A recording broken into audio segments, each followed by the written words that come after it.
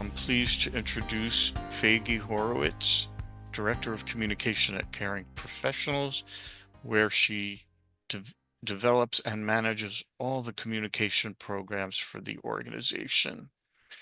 And Faigie, I turn it over to you.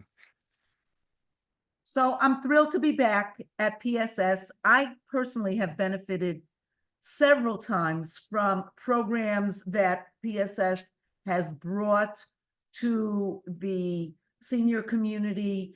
And I always do pay attention to the newsletters that I get in my inbox and participate in some of the webinars. And just to give you an example, Dr. Roseanne Leipzig was interviewed shortly after her new book came out about a year ago, beginning of 2024. I found that book really fabulous, and it has served me well as a resource.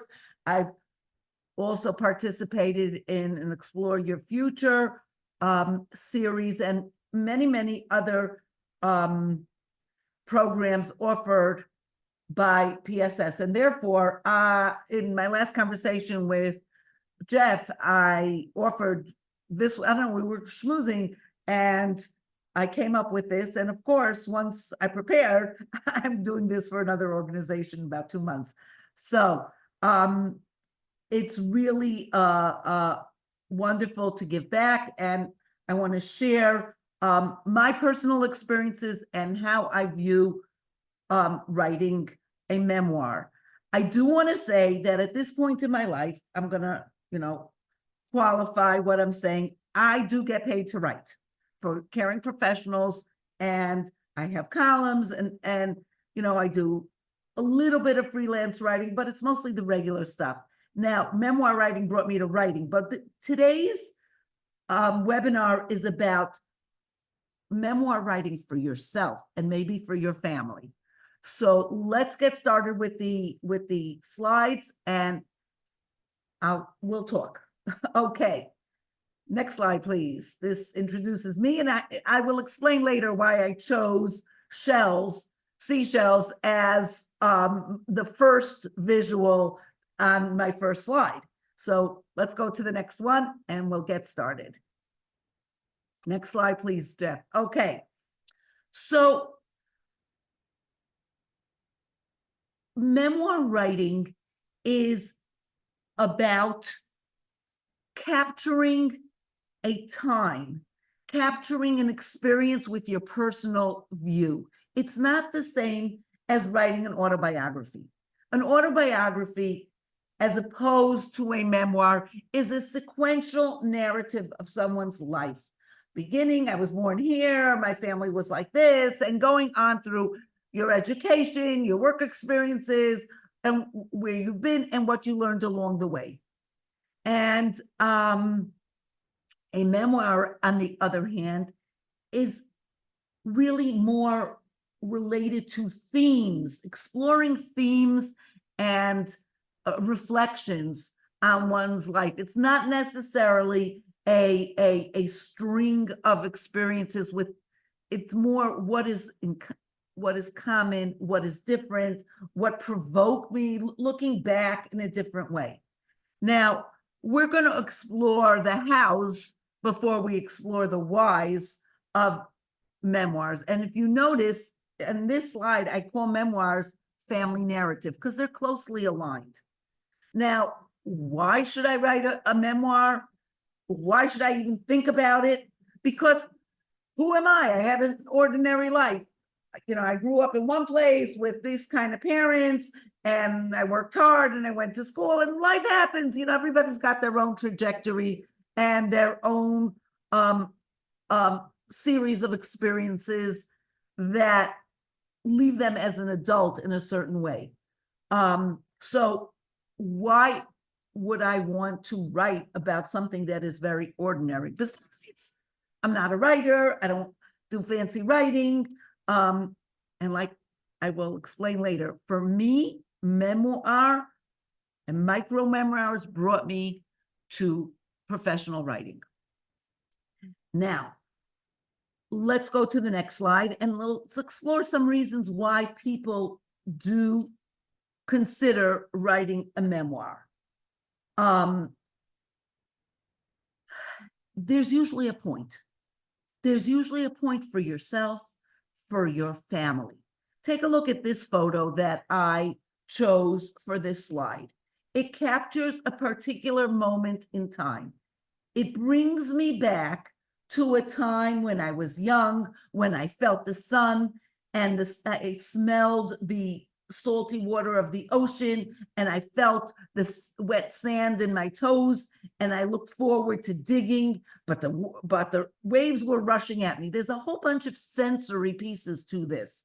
And so this is about an experience, looking back at an experience. I may want to recapture a moment in time in the past. And that's actually what led me to begin writing some micro memoirs. I wanted to be back in my childhood, not for any psychological reason, but I had lost my mother not that many years before. I lived in a wholly different place, and my life was very different. I did want to go back to remembering some rich experiences, because I do feel, before we hit New York City, that I had a rich childhood.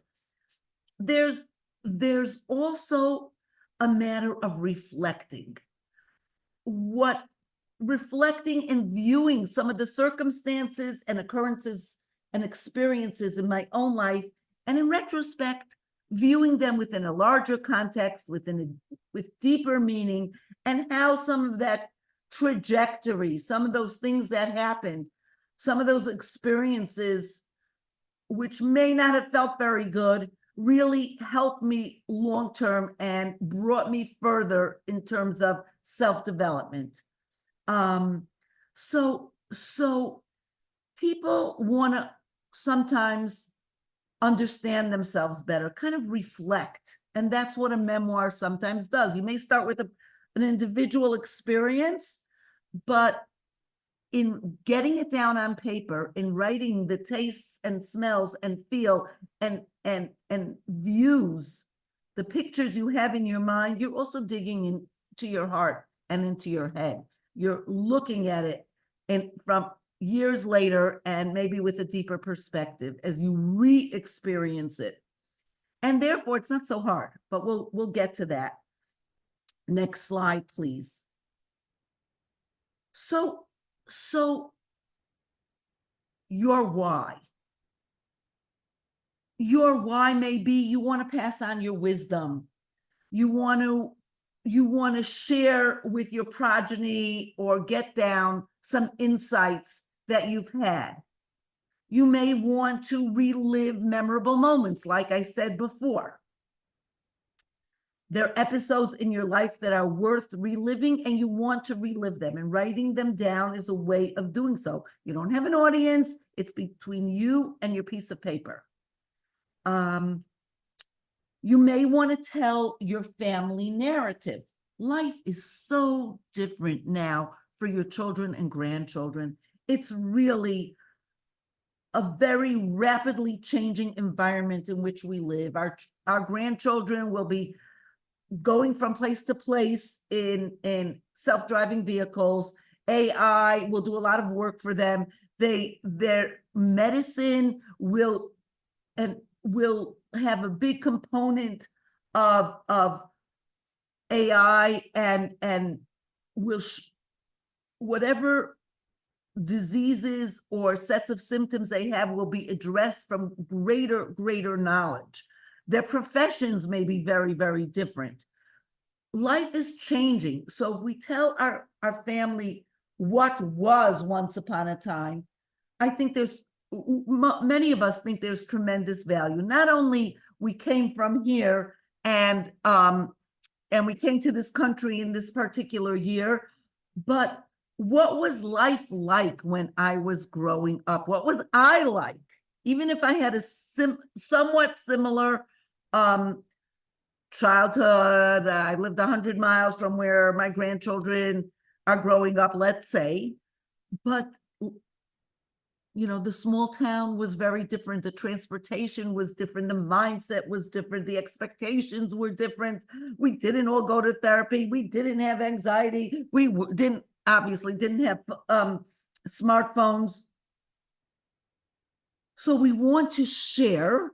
And then the fourth piece is I'm going to develop a little bit later, and that is strengthening our close ones by sharing our family background and our personal histories both. We bring strength, resilience, confidence, and life skills to not only our adult children, but to our grandchildren, to young people, whether they are immediate family or people we may be speaking to in a high school. There's tremendous value, and we'll get into that soon. Jeff, you want to flip? And I'm going to take 2 seconds to open mine for a minute, so that I have it on my second screen as well. Oops, no, wrong thing. Okay, and we are here, and I'm going to move that. Just give me one more second. Okay. So why am I bringing in Raymond Cattell here? Raymond Cattell was a British-American psychologist whose lifespan really covered the whole 20th century. He was born in the beginning of the 1900s and died, I think, in 1998. And he was very famous for many things he did for the field of psychology. Personality theory. He developed modalities of proof, right? Evidence-based bases for research. And he also developed a theory of two kinds of intelligence that's very relevant to what we're talking about. He posited, and others developed further and researched further, because we have more tools today, and the latter part of the 20th century and the 21st century, we see there are two kinds of intelligence. He's right. The first is fluid intelligence. It is quick. It is flashy and comes in flashes. It's that smart, high energy, originality, creative intelligence that really drives some of the world's big innovators and people around us that are making differences, creating things in their worlds, whatever their profession or milieu is. It peaks in the late 30s by about 40.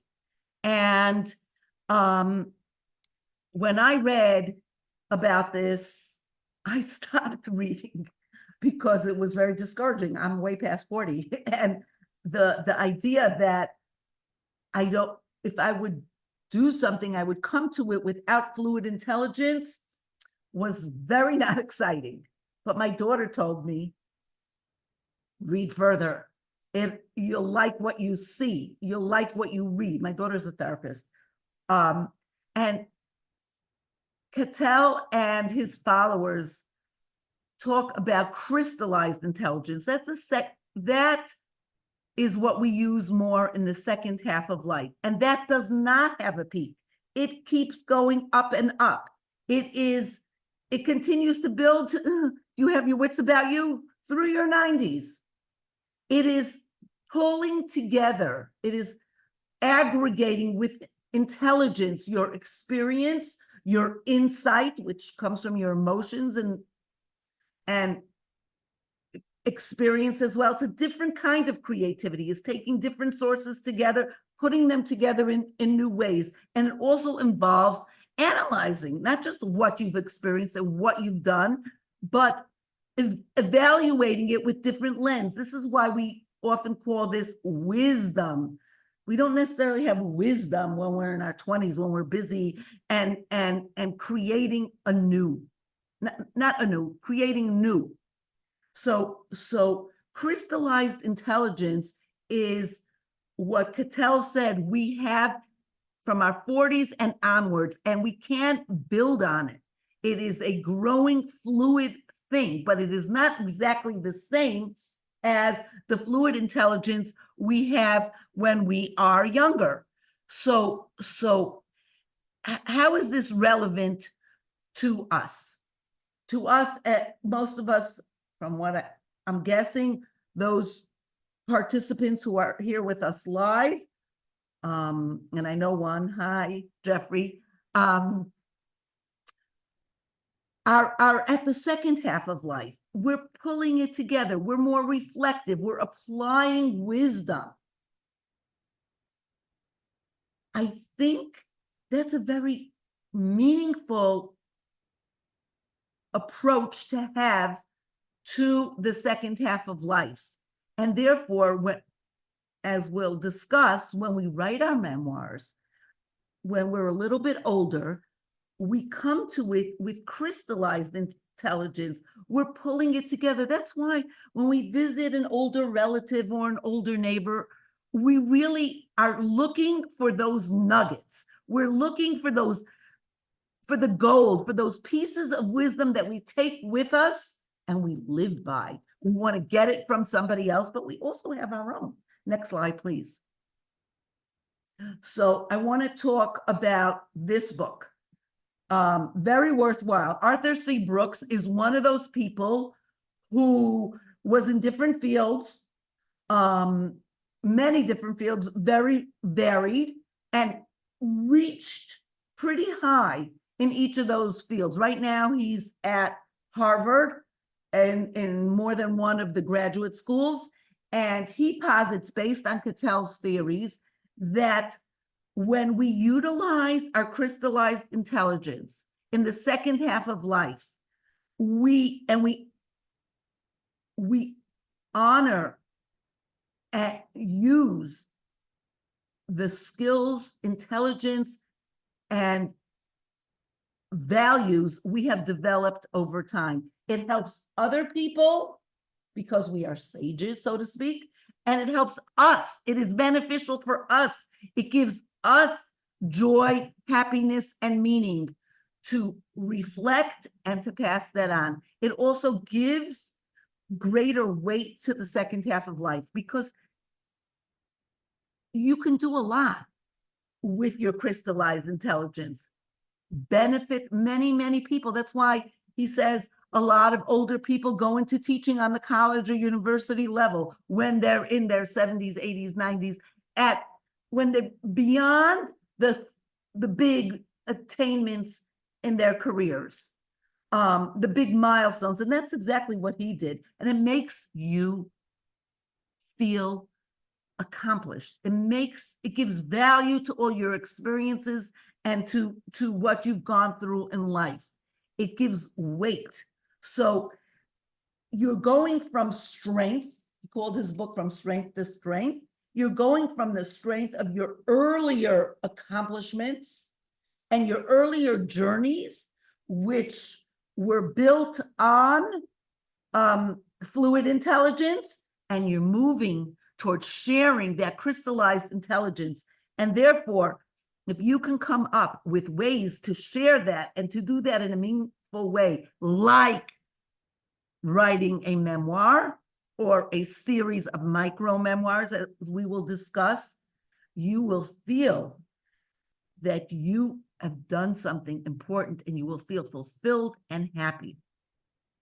And frankly, I agree with this, but I'll tell you my perspective a little later. Next slide, please, Jeffrey. Okay, so that was about the whys. The whys meaning for our own fulfillment, reliving our experiences, strengthening and sharing with our loved ones, and also sharing with the world our crystallized intelligence, the wisdom we have garnered. Now about the hows. The hows. You don't have to be a writer to do this. You don't have to go online and look at a digital platform or buy a program. You don't have to watch videos. You don't need style sheets. There's no structure. The structure comes from your brain and your heart. That's it. You don't need outlines. You don't need to do research. You don't need writing skills at all. It's about you and your piece of paper.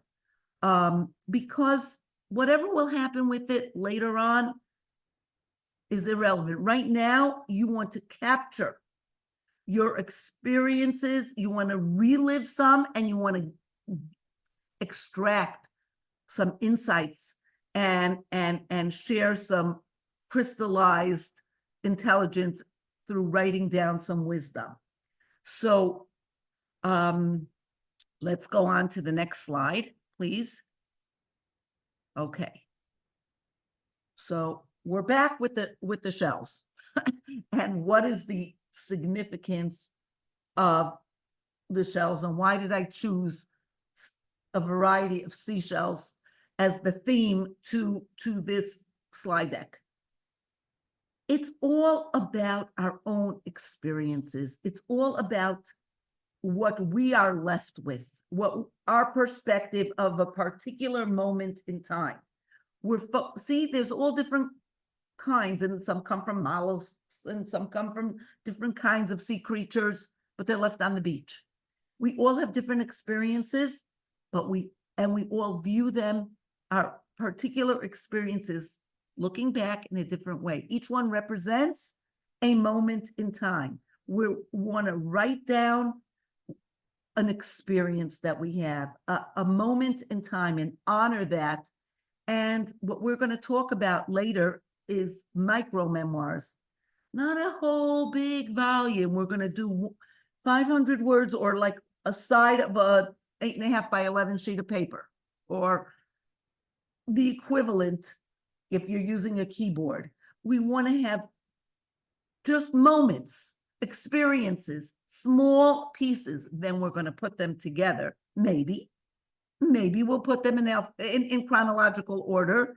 And so we'll have something sequential, but it's about each moment. And I say this is a legacy narrative because it's a legacy for yourself, and you may choose to share it with progeny and other people. Next slide, please. Now, okay. Now we're going to spend some time on this slide. I said earlier that people strengthen their family members, strengthen children particularly, through sharing their history, sharing their family background. Now, this is based on the work of Dr. Marshall Duke at Emory. Duke is married to, I don't know if she's still practicing, but a woman, he's a psychologist. He's married to a woman who was a special ed teacher.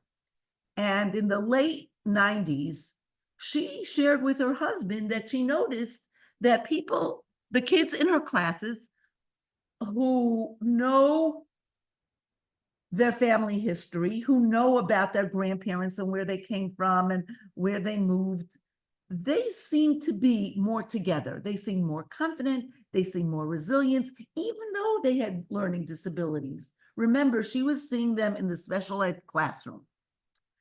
So Duke began to think about this and work on this with his then assistant, Robin Fivish, who since got a PhD, and started to develop a way of measuring this hypothesis that knowing your family background on some level of detail is helpful for a child's resistance, self-confidence, stamina, dealing with challenges, recovering from trauma, and so on. So they put together some money. You need that for research. They put together some materials, and they set about doing this.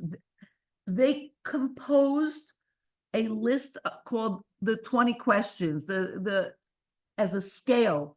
If you know the answers to these questions, you really know your family background. It's not something that everyone will know everything, but it includes some funny things, not just where your parents met and where they went to high school and what's the ethnicity, like where did your great grandparents come from, but some of it's funny stuff, like the quirkiness, the stuff that comes out of personally sharing.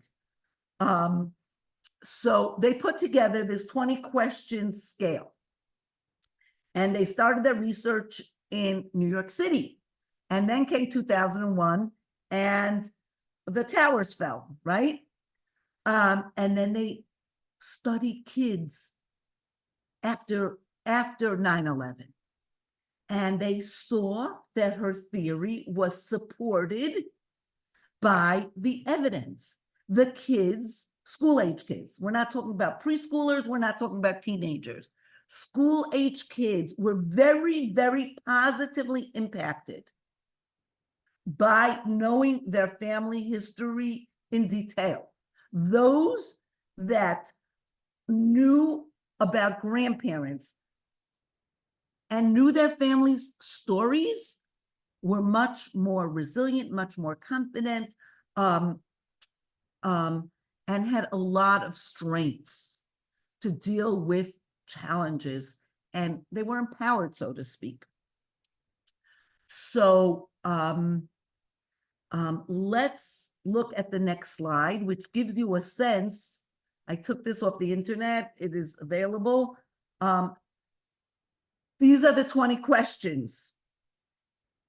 It's not something you're going to drill, your grandchildren with and play, develop flashcards. Who was your great grandmother? Which person in the family do you look like? This comes out of relationships also, but the strengths come out of the sharing. It's not so much the facts, it's the cumulative effect of all this sharing and knowing, and the relationship that is built. Look at number 20, it's really funny. Do you know about a relative whose face froze in a grumpy position because he or she did not smile enough? Meaning somebody said a line, yes, we'll answer the questions at the end. It's about, do you know about the quirks in your family? Do you know about the things people passed on, whether they're true or not? What are the myths that exist in your know doesn't matter if they're true or they're not, but if you know the myths, you know the deeper level.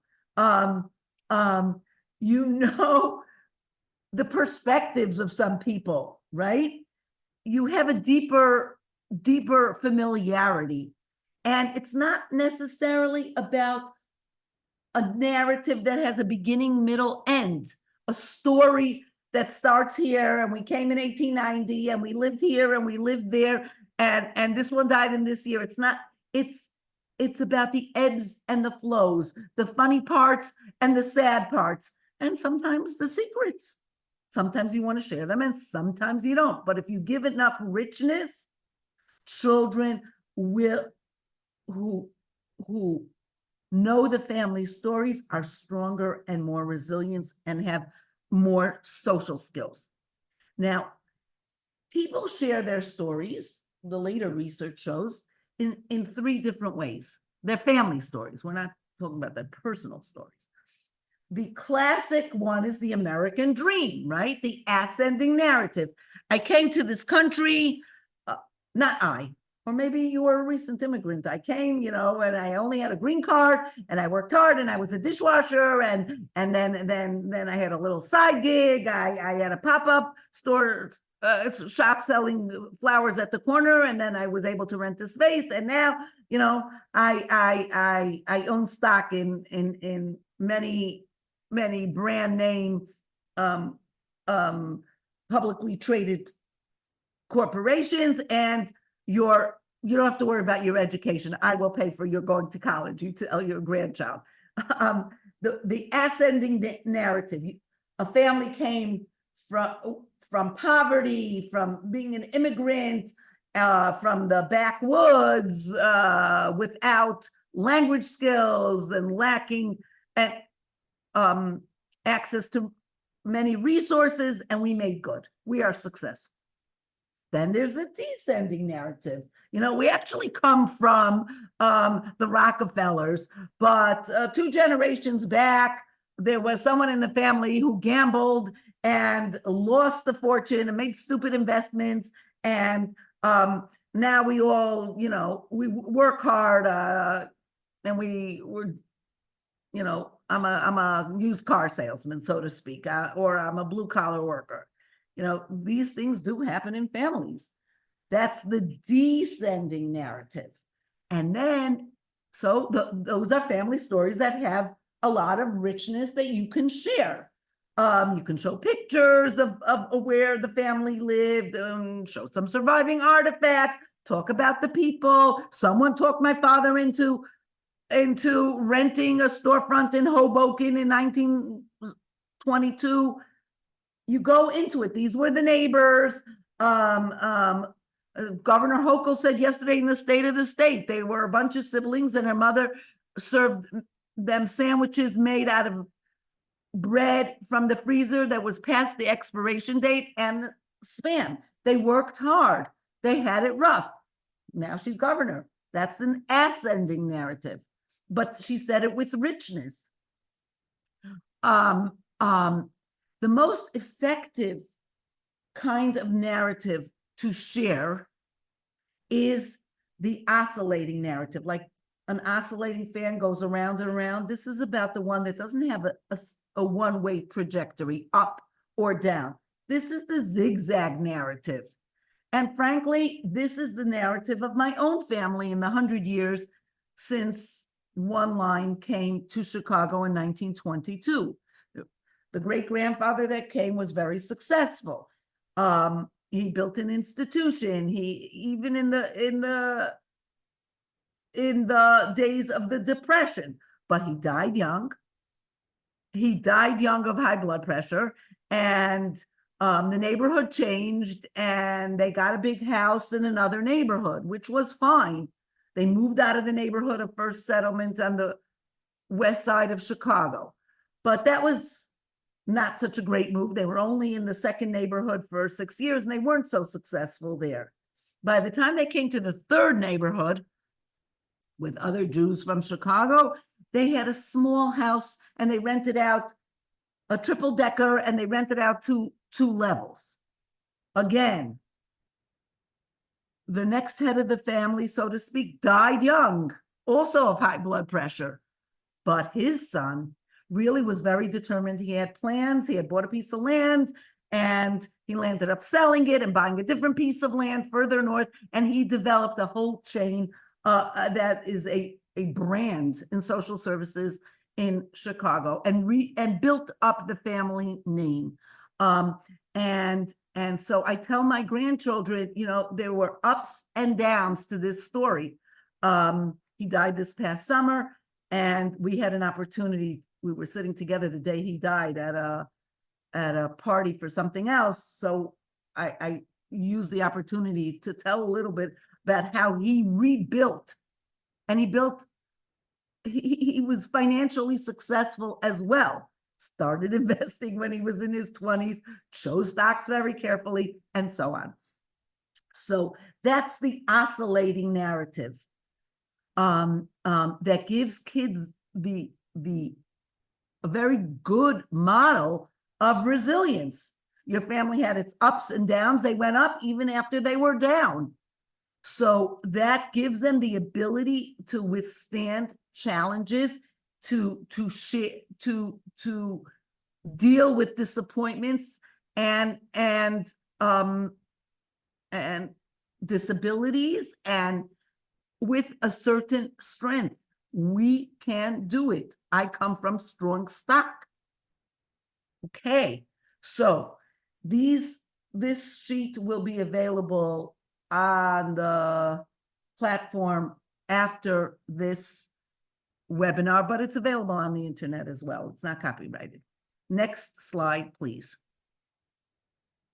So I just summarize another value beyond ourselves, beyond planning and taking joy in our accomplishments like like Arthur C. Brooks says in Strength to Strength, beyond finding meaning, beyond going back to a happy time and a happy experience, we also, when we get down our legacy narratives, we are strengthening our progeny directly if we choose to share them.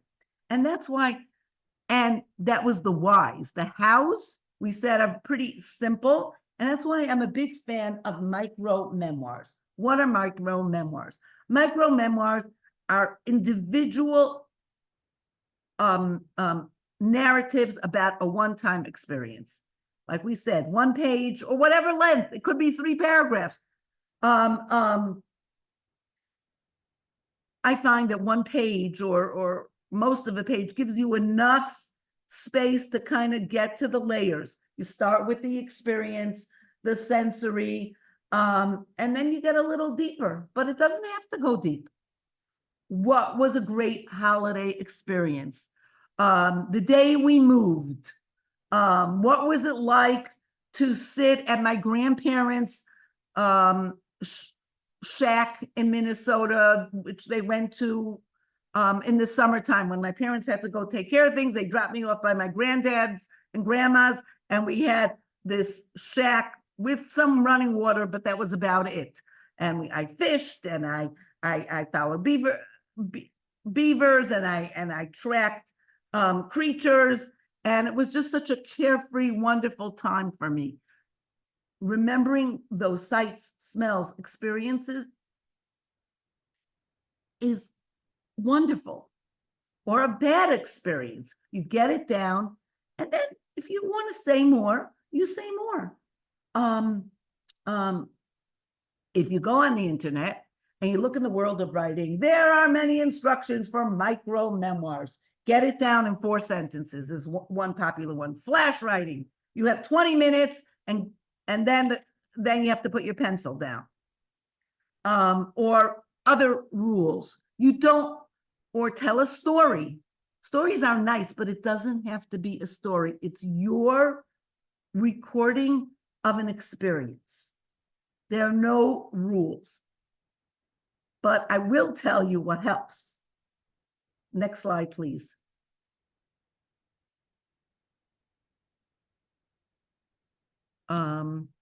Okay. I find you do one, you do another, put them in a loose leaf binder, and you have a memoir. You could choose to share it, but you've delved, you've introspected, you've recorded, you've gone back in time, and you've found joy, meaning, and growth in yourself, which you can pass on. Frankly, like I said earlier, writing some micro memoirs really brought me to professional writing. And a couple of years after my mother died, I sat down and wrote a little bit about my childhood, which was in Chicago before we hit the big city. I have pages here about a vacation, some longer, some shorter. I get funnier in some of the later ones. This is not all mine. It really started out as memoir pieces, micro memoirs for a family journal about my mother. And then, I enjoyed it. And this is what I began to do more in this realm, and later on shared some of them, had some of them published, and so on. What helps, next slide, please. This is based on my experience. Like I said, no rules. We're not going on the internet for how-tos and videos. What I have found is to have a rested mind and body before I begin. I'm not doing this at 9 o'clock at night, or even 6 o'clock at night after a busy day when I drove or worked and took care of a bunch of errands. It's good to be rested and to come to this with a freshness. It's also good to be alone and in a calm environment. I have sat in a park with the sun on my face and a Diet Coke can next to me. It helps me to be in the moment and to have privacy. My friend, who was in the first writing group that I joined after I began to write these little memories of my mother and of my childhood. I was in my 50s then. My friend told me, and I recently thanked her for this because it's still reverberating in my mind. I write in the shower. What did she mean when she said, I write in the shower? She meant I think it over before. I think about what I want to say. And then when I sit down, I know what I'm doing. I have a sense of direction, but it can take you wherever. The point is calmness and space, headspace, and a rested body and mind do help. And it really helps you introspect and it keeps it pleasurable. If you're harassed and you say you got to do this and you have to hand it in, or you have an accountability partner, forget about it. This is for you and maybe for your progeny. It's for you to engage with your past. And in bite-sized pieces, I find it's doable. I'm not necessarily writing a magnum opus to publish for the greater world. Will this be my legacy? I don't know. Meanwhile, I'm enjoying, and it helps me, brings me into the mindset to share with my grandchildren, and I have many, thank God. Next slide, please. Now, if you need some ideas about what to write, some topics, it's really not hard, and you're going to be surprised at how easy it is. And probably thought about this beforehand. Write about a moment in time that had an impact on you, a pleasant one, a positive one, and a negative one. You can talk about major milestones, graduation, a move, a new job, an embarrassing moment, a holiday memory, a sensory experience, a moment of great insight, a aha moment. You can talk on paper with words and a pen about things you own that have meaning to you, that are artifacts that you have not decluttered. That I have something that my daughter wanted to throw out. It was an old pillowcase that I think my grandmother brought from Europe. Don't ask me how I have it. She came in the 20s. We lined it. I gave it, and we used it on some occasion when my son was a baby. I don't remember, maybe his bris. I don't know. But I have it, and it's yellow and it's ugly, but it means something to me. It was my grandmother's, and it came with her from Europe. You cannot buy this. Am I investing in restoring it? I'm not. But my grandma, what I'm going to write about it when I do sit down and write, I'm going to write about my grandmother's collections and the way she hoarded things. She had a button collection. I wrote about that in a memoir, all different kinds of buttons and from her outfits. And it was fun to go through. And she had these thick glass jars, not coffee jars. Like, they must have been really old because I didn't recognize the shape. And she had them high up. She would save bathroom cabinets and bring them to her next apartment. So she had the storage space, and it was high up, so she saved the space. She'd also wrap things in brown paper and thin string and scrawl what it was. Unique handwriting. So if you look in your closets and cabinets, why did I save this? Or what about things you have lost that had meaning to you and you really intended to save them, but they got lost over time? If you're really desperate, you really want some prompts, go online and look for writing prompts for seniors, writing prompts for memoirs, writing prompts for micro memoirs. You will find many things. And then, of course, the old staple. Next slide, please. Look in your photo albums. Very easy. Or you don't have albums, then your shoebox is full of old photos. If you look at this woman in the photo and on the slide, she's contemplating. She's not just looking.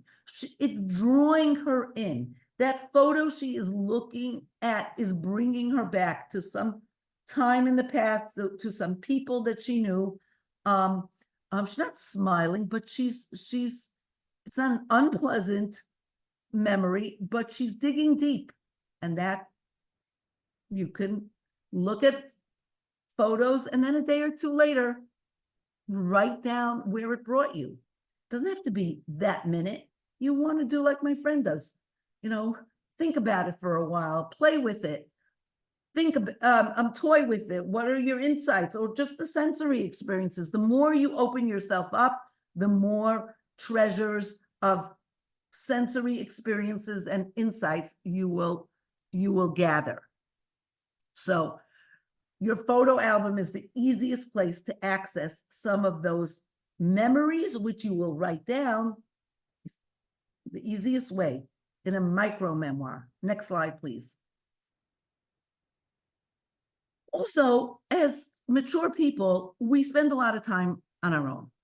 We're back to the seashells. We'll take a walk on our own. We will prepare dinner, not always with the noise of a podcast or the TV. We don't have kids. We have our routines, which we enjoy.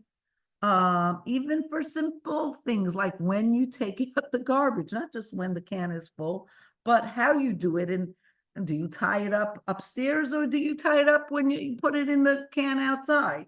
Or whatever your routine is, we have the opportunity to think on our own more than we did when we were younger and without distractions. There's a spelling mistake there. Sorry about that. The time you can have a thought, you can toy with it for a few days, and when you write it down, it will flow. Fear not. You just think of the seashell, just to give the example. Think of that memory. You'll sit down, even if you haven't decided how you're going to approach it. You just sit down and it will come. Next slide, please. Wrapping up. We want to keep it enjoyable. Don't worry about grammar. Don't keep it one experience, one event. This is not the big analysis. Picture it. I'm not such a visual person, but I have become a visual person because of the writing. I take myself inside. What was I feeling? What was I seeing? What was I smelling? And this is very private. It's you and your memory. It's you and your experience. It's you and your insight. You don't have to share. You don't have to expose yourself. It's all up to you. And when it's done, finished. Don't look back, don't edit, don't self-edit. This is for you, and you'll see what you do. Keep it an enjoyable experience, and you will be tempted to sit down and write more micro memoirs if you keep it short, if you keep it simple, and you don't edit. Next slide, please. Okay, this is my final slide, pretty much, and I want to spend some time on this. Many of you are familiar with the name Julia Cameron. Julia Cameron was briefly married to Martin Scorsese. Julia Cameron wrote many plays and many, many books, and she was a figure in entertainment life and Hollywood life for a while, and she was an alcoholic and, started to abstain and wrote about the creative life in her famous landmark book called The Artist's Way. There are many different varieties of The Artist's Way. She has this book for retirees, pre-retirees, midlifers, so to speak. And she talks about memoir writing as one of the tools for finding meaning, finding purpose, finding joy in the second half of life. And her program is built on her personal experience and her best-selling book, The Artist's Way, which opens you up. Her program is a 12-week program It's includes memoir writing. She gives you the house. You don't have to follow that. She also advocates free writing every morning, 3 pages to clear your head. Private journaling, very simple. The third piece is solo walks, spending time with yourself, also in nature. Even if it's around the block, it's still outside. It's not your apartment. It's not your home. It's not your condo. It's not your kitchen. Get out there by yourself. You contemplate. This is not necessarily when you're listening to a podcast. If you go for solo walks on a regular basis, you are freeing your mind and brain up to be in the moment, to have joy, to relive good times, and to free associate and in stream of consciousness. Think about some things, and you will have more of a clue what to do and how to do it during the second half of life. And the fourth, I'm really eager to do. The fourth is what she talked about in her other books called Artist Dates. You go out once a week in this book, and you go and have a new experience, whether it is the back of the butcher shop, the loading dock at some shipping company. I live near JFK. It's, we drop people off. We go to the airport from time to time.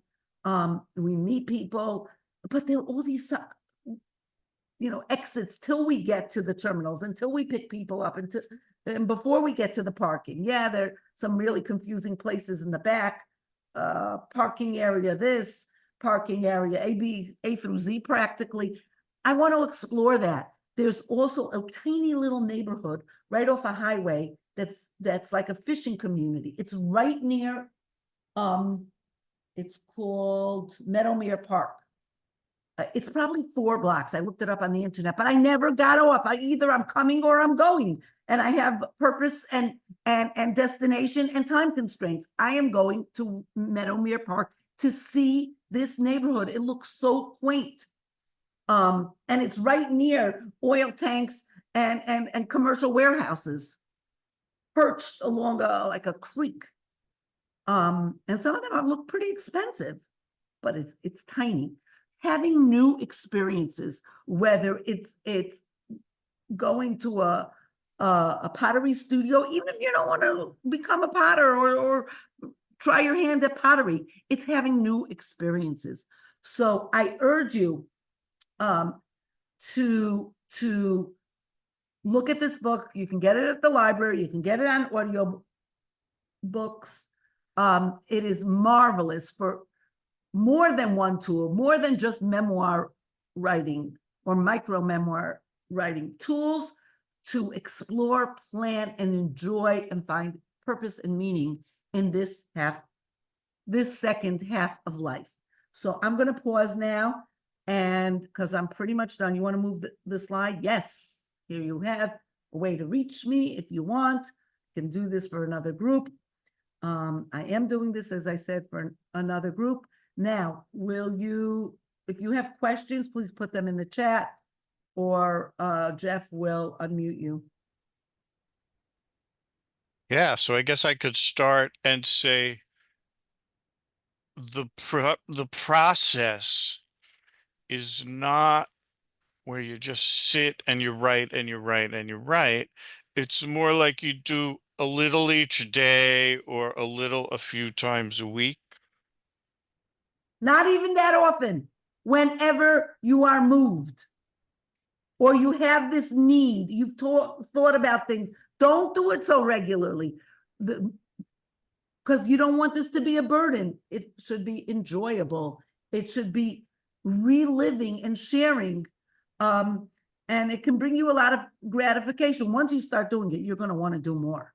You're going to want to do more, because as we get older, with our crystallized intelligence and our recollection and looking at our lives, we have greater insight. It's not just that immediate experience. We think about, hey, where did that lead me? What was something else like? Once you start, you're going to keep going. Let's go. Other questions? Thank you, Pepita. Usually when I go for a walk. I need to go somewhere and do something. Are you just saying, just go for a walk, clear Yes, your head, you yes. don't need a destination? Right. We have purposeful walks. We have errands to do and places to go and exercises to develop endurance and keep our bodies healthy. But solo walks are pleasant. They free us. They give us a sense of calm. Everything's better after you've been out in nature. You know, green therapy definitely works, even if you live in a city. It, you know, there's something called the Snozelen room. They use it for old people with dementia and special low functioning special needs people. It is lights and music and changing images. It stimulates some and it calms at other times. It has the dual quality. And I would say that is the same thing that happens when you go out for a walk on your own. You are either calmed, or you are stimulated. Your brain goes in certain directions and gives you ideas and says, why don't I reach out to that person who I haven't really seen since 25 years ago or whatever. There's certain things that are catalysts for two kinds of moods.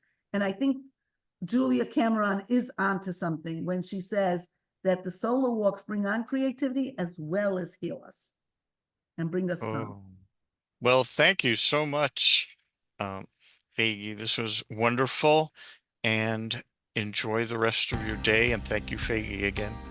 Jeffrey, thank you, and thank you, PSS, for giving me the opportunity to give back and to share my own experiences with micro memoirs.